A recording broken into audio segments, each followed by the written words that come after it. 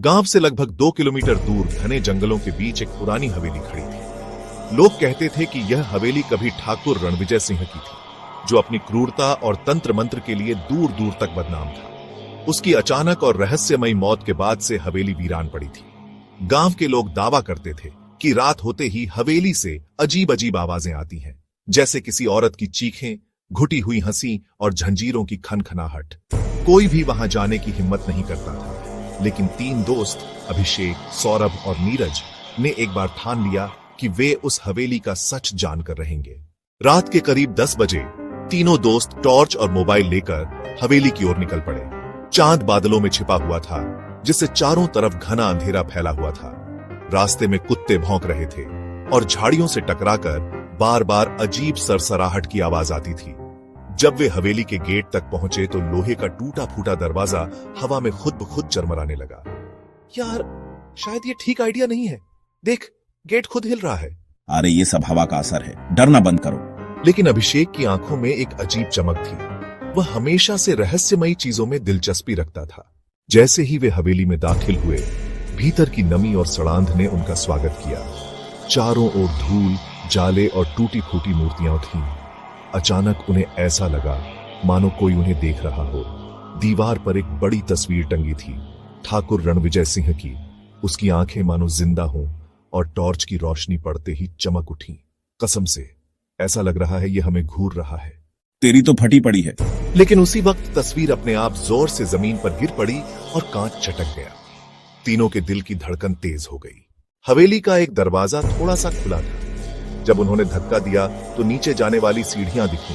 वहां से ठंडी हवा आ रही थी। लगता है तहखाना है, चलो देखते हैं। नीरज ने टॉर्च नीचे डाली। सीढ़ियां पुरानी और टूटी फूटी थी। जैसे ही वे नीचे पहुंचे, उन्हें दीवारों पर अजीब चिन्ह बने हुए दिखे। तांत्रिक प्रतीक, खून जैसे धब्बे और जानवरों की हड्डियां। ये सब क्या है? ये तंत्र मंत्र के निशान हैं। ठाकुर शायद यही अनुष्ठान करता होगा। तभी अचानक उन्हें किसी औरत की धीमी सिसकियां सुनाई दी। टॉर्च की रोशनी के सामने धुंध का गुबार इकट्ठा होने लगा। धीरे धीरे उस धुंध ने एक औरत का रूप ले लिया। सफेद कपड़े, बिखरे बाल और आंखों में गहरी कालिक। यहाँ से चले जाओ, वरना तुम सब यहीं मर जाओगे। नीरज तो डर के मारे वहीं बैठ गया। चल, भाग चलते हैं। तुम कौन हो? हमें क्यों रोक रही हो? औरत की आत्मा ने अपने गले में पड़े लोहे की जंजीर दिखाई। मैं ठाकुर की हवेली की नौकरानी थी। उसने मेरे साथ जुल्म किया, मुझे मारकर यहीं बांध दिया। मेरी आत्मा आज भी कैद है। जो भी यहाँ आता है उसे शाप मिलता है। नीरज ने अचानक महसूस किया कि उसके हाथ में जलन हो रही है।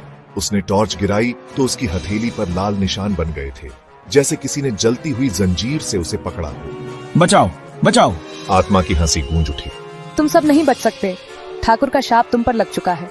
चारों तरफ से जंजीरों की आवाज आने लगी। दीवारें कांपने लगी। अचानक तहखाने का दरवाजा बंद हो गया।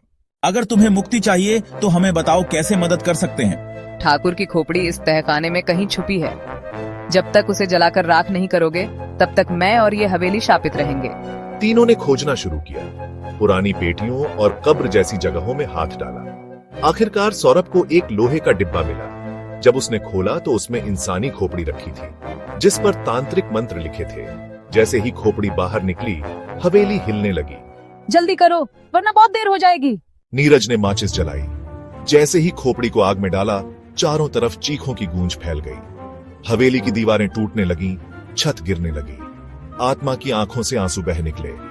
वह धीरे धीरे धुएं में बदलने लगी। धन्यवाद, अब मुझे मुक्ति मिल गई। और फिर वह गायब हो गई। लेकिन उसी वक्त छत का एक बड़ा हिस्सा गिरा और नीरज उसके नीचे दब गया। अभिषेक और सौरभ जैसे तैसे बाहर भाग निकले। सुबह जब गांव वाले पहुंचे तो हवेली का आधा हिस्सा खंडहर में बदल चुका था। नीरज की लाश अंदर मिली, लेकिन उसके चेहरे पर अजीब मुस्कान थी, जैसे उसने मौत में भी कोई रहस्य देख लिया हो। गांव वाले कहते हैं कि अब हवेली में अजीब आवाजें नहीं आती, लेकिन रात के समय अगर कोई ध्यान से सुने तो हवा में जंजीरों की हल्की खनखनाहट अब भी सुनाई देती है।